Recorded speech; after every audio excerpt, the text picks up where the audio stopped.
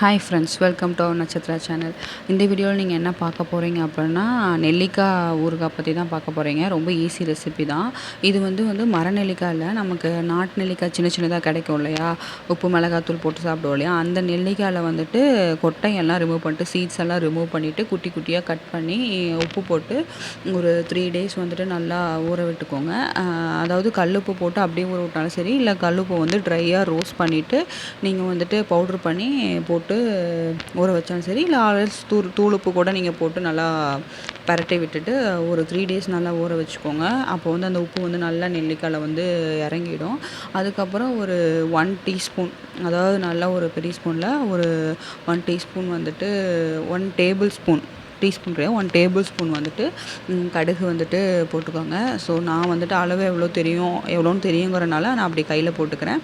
நீங்கள் வந்துட்டு என்ன பண்ணுறீங்க அப்படின்னா, 1 டேபிள் ஸ்பூன் வந்துட்டு போட்டு நல்லா வந்துட்டு கடுகை ஃபஸ்ட்டு ரோஸ்ட் பண்ணிக்கோங்க. அதுக்கப்புறம் வந்து வெந்தயம், இதுவும் வந்துட்டு ஒரு டேபிள் ஸ்பூன் வந்துட்டு போட்டு நல்லா ரோஸ்ட் பண்ணிக்கோங்க. நீங்கள் வந்துட்டு நம்ம சேனலில் இதுக்கு முன்னாடி வந்துட்டு ஃபாலோ பண்ணியிருந்தீங்கன்னா தெரியும், நிறையா வந்துட்டு மல்டி ப்ரோட்டீன் பவுடர்ஸ், அதே மாதிரி பேபிஸ் ரிலேட்டடான வீடியோஸ் எல்லாம் வந்து நம்ம சேனலில் இருக்கும். இது வந்து பார்த்திங்க அப்படின்னா, இந்த பிக்கிள் வந்து ரொம்ப நல்லது. அதாவது நமக்கு நெல்லிக்காய் ஊறுகாய் வந்துட்டு சுகருக்கு, நெல்லிக்காய் ஒரு நாள் டெய்லி ஒரு நெல்லிக்காய் சாப்பிட்டோம்னா அவ்வளோ நல்லது. இந்த நெல்லிக்காய் நல்ல ஆக்சுவலி மர நெல்லிக்காய் சாப்பிட்டா அதுவுமே நல்லது, பெருசு பெருசாக இருக்கும் மர நெல்லிக்காய்.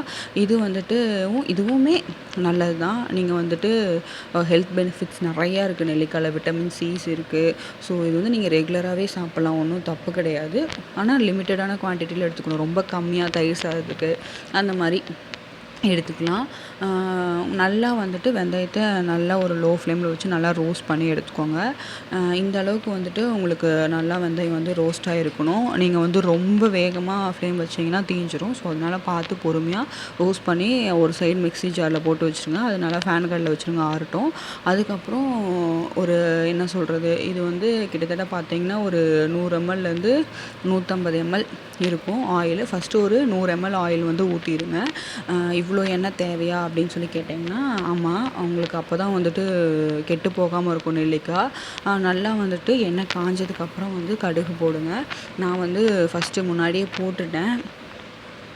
ஏன்னா நான் வந்துட்டு கொஞ்சம் எண்ணெய் காயறதுக்கு முன்னாடியே வந்து போட்டுட்டேன். அது ஒரு மிஸ்டேக் பண்ணிட்டேன். நீங்கள் வந்து நல்லா கொஞ்சம் எண்ணெய் காஞ்சதுக்கப்புறம் போடுங்க.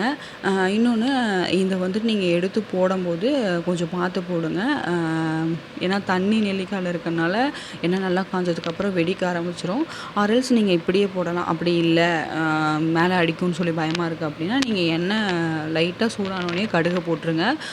அது பொரிய கூட தேவையில்ல. நீங்கள் வந்துட்டு உடனே நெல்லிக்காயை போடலாம், ஒன்றும் தப்பு இல்லை. அதுக்கப்புறம் அது வேகும் இல்லையா, அந்த இதில் வந்து கடுகெல்லாம் பொரிஞ்சுக்கும், ஒன்றும் ப்ராப்ளம் கிடையாது. ஜஸ்ட்டு வந்து கடுகுனால பெருசாக ஒன்றும் எனக்கு தெரிஞ்ச மெடிஷனல் வேல்யூலாம் கிடையாது. சும்மா நமக்கு ஊறுகானா கடுகு அங்கங்கே தெரியும் இல்லையா, அதுக்காக தான் போடுறோம்.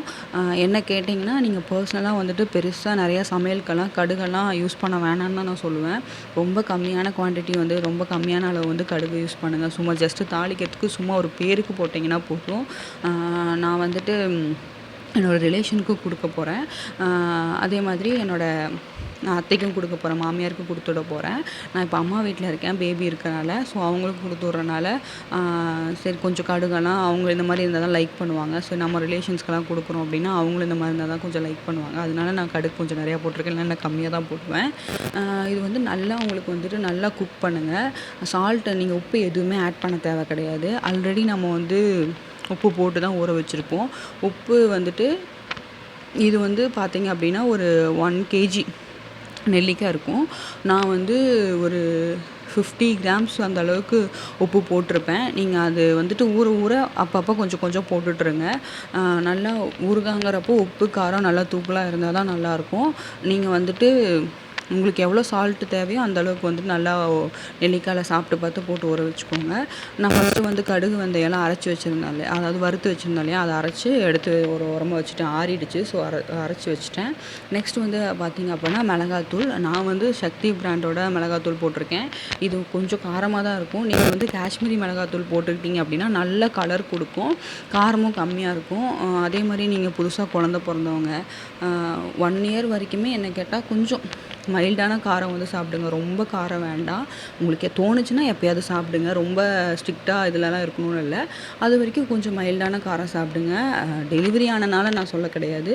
கொஞ்ச நாள் வந்துட்டு நம்ம உடம்பெல்லாம் கொஞ்சம் அந்த அளவுக்கு ஸ்ட்ராங்கா இருக்காது. வீக்கா தான் இருக்கும். அதில நமக்கு இன்னும் நல்லா காரம் சாப்பிட்டு டக்குனுக்கு இது லூஸ் மோஷன் ஆயிட்டா நம்ம டயர்ட் ஆயிருவோம். பேபி நம்ம ஒழுங்கா டேக் கேர் பண்ணிக்க முடியாது.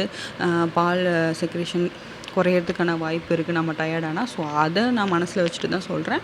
இல்ல உங்களுக்கு காரமா சாப்பிட்டா ஆக்சுவலி காரமா சாப்பிட்றனால பேபீஸ்க்கெல்லாம் எந்த ப்ராப்ளமும் கிடையாது. என்ன பொறுத்தவரைக்கும் உங்களுக்கு புடிச்ச மாரி நீங்க சாப்பிடலாம். உங்களுக்கு செட் ஆகணும்னா நல்லா வந்து காரம் போட்டு சாப்பிடலாம். ஒண்ணும் தப்பு இல்ல ஓரளவுக்கு. அல்சர் இதெல்லாம் இருக்குன்னா ரொம்ப காரத்த வந்து ரெட்யூஸ் பண்ணிக்கோங்க. இதில வந்து பார்த்தீங்க அப்டின்னா, நான் வந்து கொஞ்சம் காரம் கம்மியா தான் போட்டிருப்பேன். உங்களுக்கு கலர் பார்த்தாவே தெரியும். ஃபர்ஸ்ட்டு ரொம்பவே கம்மியா போட்டுட்டேன். ஏன்னா ரொம்ப காரம் வேண்டாம் அப்டின்னு சொல்லிட்டு. அதே மாரி நெக்ஸ்ட் வந்து பார்த்தீங்கன்னா, அந்த வெந்தயம், கடுகெல்லாம் வறுத்து வச்சிருந்தோம் இல்லையா? அந்த பொடியும் போட்டுக்கிட்டேன். கருவேப்பில வந்து நான் ட்ரை பண்ணி வச்சுருந்தேன். நிழல்லயே காய வச்சு ட்ரை பண்ணி வச்சுருந்தேன். கருவேப்பில பொடி அரைக்கிறதுக்காக. அதனால நான் அந்த ட்ரையா இருக்க கருவேப்பிலையே போட்டுக்கிட்டேன். நீங்க வந்துட்டு லாஸ்ட்டா கூட இன்னும் கொஞ்சம் எண்ணெய் வச்சுருக்கோம் இல்லையா? அந்த எண்ணெய லைனா சூடு பண்ணி அதில கருவேப்பில போட்டு பொரிஞ்சதுக்கப்புறம் கூட நீங்க இதில எடுத்து போடலாம். பச்சை கருவேப்பில போட்டீங்க அப்டின்னா, நல்லா மொறு மொறுன்னு பொரிஞ்சதுக்கப்புறம் இதில எடுத்து போடுங்க. மீதி வச்சிருக்க 50 எம்எல் ஆயிலையும் நான் வந்து இதில ஊத்திர்றேன்.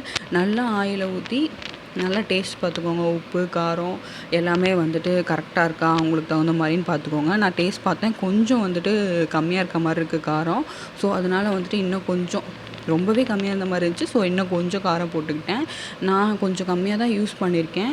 நீங்க வந்துட்டு ஓரளவுக்கு நல்லா காரம் யூஸ் பண்ணுவீங்க அப்டின்னா, இது வந்து 100 கிராம் பாக்கெட் நான் வச்சிருந்தது. அதில வந்து நான் ஒரு 50 கிராம் தான் போட்டேன்.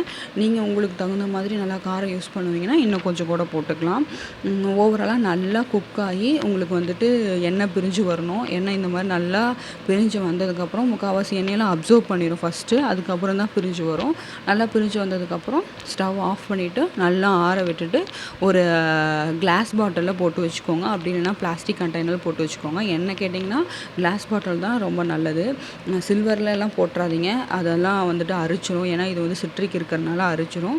ஓவராலா வந்து பார்த்தீங்க அப்படின்னா, இந்த ரெசிபி வந்துட்டு என்னோட பாட்டிக்கிட்டேருந்து நான் கத்துக்கிட்டது தான். ரொம்பவே நல்லாயிருக்கும். நீங்களும் ட்ரை பண்ணி பாருங்க. இது நான் சாப்பிட்டு பார்க்கும்போது எனக்கு வந்துட்டு ரொம்பவே நல்லா டேஸ்ட்டாவே இருந்துச்சு. தயிர் சாதத்தோட வச்சு சாப்பிட்டிங்கன்னா சூப்பரா இருக்கும். பருப்பு சாதத்தோட வச்சு சாப்பிட்டிங்கன்னா சூப்பரா இருக்கும். இந்த வீடியோ புடிச்சிருந்துச்சுன்னா மறக்காம லைக் பண்ணி, ஷேர் பண்ணி, சப்ஸ்கிரைப் பண்ணிக்கோங்க. நெறையா பேபிஸ் ரிலேட்டடான வீடியோஸ், நியூ மாம் ரிலேட்டடான வீடியோஸ் நெறையா நம்ம சேனல்ல வந்து இருக்கு. மறக்காம போய் பாருங்க. உங்களுக்கு கண்டிப்பா யூஸ்ஃபுல்லா இருக்கும். நியூ மாம்க்கெல்லாம் ஷேர் பண்ணி விடுங்க. தேங்க்ஸ் ஃபார் வாட்சிங்.